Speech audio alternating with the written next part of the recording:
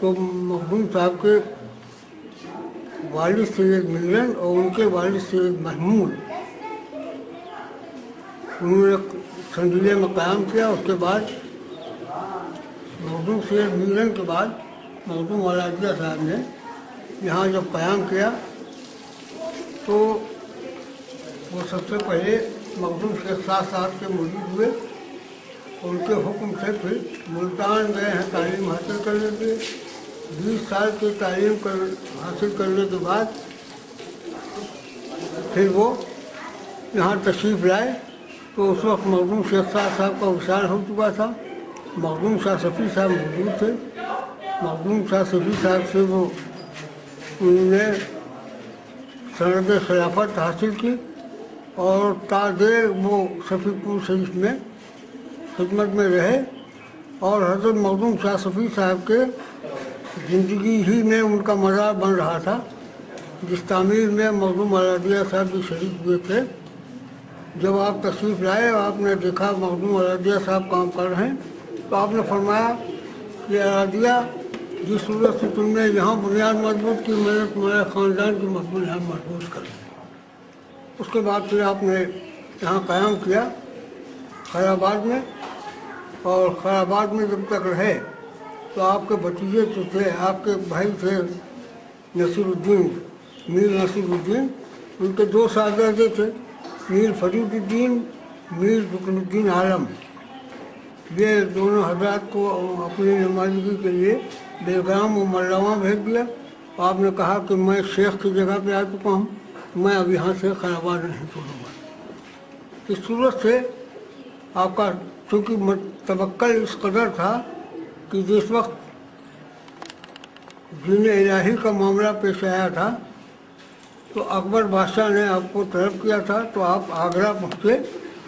اور آگرہ پہنچنے کے بعد فیضی نے اپنے طور پر ان کے دین کو منظم کرنے کی کوشش کی. تو آپ نے فرمایا کہ میں عقل حلال کا قائل ہوں.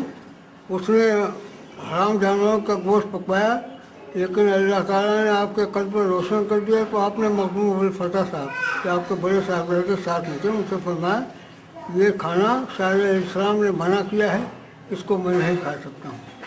جب یہ رات فاس ہوا تو فیضی نے آپ سے معذرت کی اور خوشامد کی. اس کے بعد پھر اس نے عقیدت میں آپ کو مزار 13 برس کے اندر آگرے کے کاریگروں کے ذریعے بنوایا جہاں پر حضرت مخدوم والدیہ صاحب اور اس کے پورب میں آپ کے صاحبزادے مخدوم ابوالفتح صاحب کے مزارات آج بھی ہیں.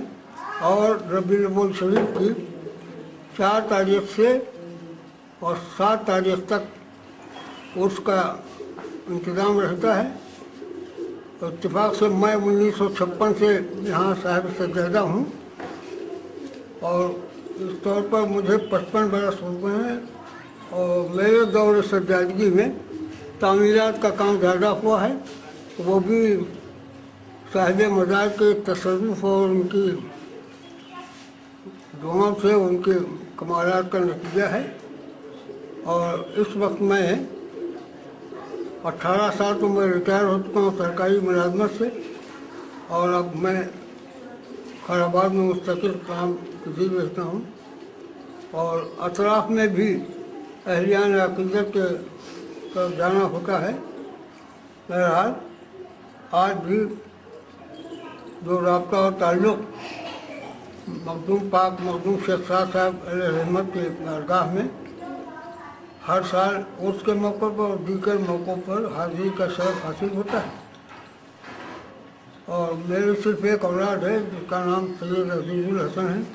وہ بھی ماشاء اللہ صاحب اولاد ہیں, ان کے 2 بچے ہیں. اور میں مختلف عقائد کے لوگ سنی اور شیعہ اور وہابی اور دیوبندی اس کی اب ضرورت نہیں ہے بلکہ اتحاد بین المسلمین کی ضرورت ہے. اور عام طور پر ہر مسلمان کا اخلاق دوسری قوموں کے ساتھ بہت اچھا رہنا چاہیے تاکہ اسلام کی عظمت برقرار رہے.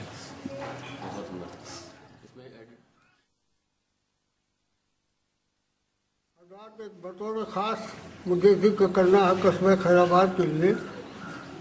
ये कस्बा राजा विक्रमादित्य के वक्त से आबाद है। इसका पहला नाम चिसरेटा था, उसके बाद इसका खैरमपुर हुआ, उसके बाद शाखरुद्दीन साहब के नाम से इस कस्बे का नाम खैराबाद हुआ। यहाँ पर आने वालों में हज़रत सैयद सलाम मसूद गाजी रहमतुल्लाह अलैह के हमराहियों में हज़रत यूसुफ खान गाजी रहमतुल्लाह अलैह सबसे पहले तशरीफ़ लाए और उसके 200 वर्ष के बाद हज़रत मौलवी उस्मान गज़नवी तशरीफ़ लाए, जो इंतहाई बहुत जय्यद आलिम थे। उन्होंने सबसे पहले कुरान मजीद की तफसीर लिखी। उसके 200 वर्ष के बाद हज़रत मखदूम शेख साहब तशरीफ़ लाए और उनकी तशरीफ़ आवरी इस सूरत में हुई कि जब मखदूम शामीना साहब ने आपको खैराबाद के लिए हुक्म फरमाया, वो चौधरी सलीम साहब जो मखदूम शामीना साहब के मुरीद थे, उन्हीं के यहाँ आपने क़याम किया। अब वो मकान अब मखदूम शेख साहब के नाम है, जिसको आरिफ मियाँ साहब ने बाकायदा तौर पर तामीर भी करा दिया है। और दूसरी तारीफ ये है कि यहाँ पर आज़ादी हिंदुस्तान के सिलसिले में सबसे पहले आलम बगावत बुलंद करने वाले हज़रत मौलाना फजल हक खैराबादी, और उसके बाद फिर और उलमा अपना काम करते रहे। यहाँ तक शोराए कराम का सवाल है तो मुंशी बिहारी लाल साहब जो बहुत फारसी के उस्ताद थे, और एक दौर वो आया जब अमीर मीनाई की शागिर्दों में रियाज खैराबादी, वसीम खैराबादी और मुस्तर खैराबादी बाबुल इम्तियाज़ शोराए कराम रहे, और उनके ख़ानदान में और दीगर उनके शागिर्दों में अजीम शख्सियतें गुजरी हैं, जिसमें अमीर अहमद असीम, खलील अहमद शमीम और दीगर शागिर्दों का सिलसिला अब दौर हाजिर में इक़्तिसादी हालात की कमज़ोरी की वजह से अभी कुछ शोराए कराम हैं जो अपने कलाम से मुस्तफ़ीद करते हैं, लेकिन ज़रूरत ये है कि यहाँ पर एक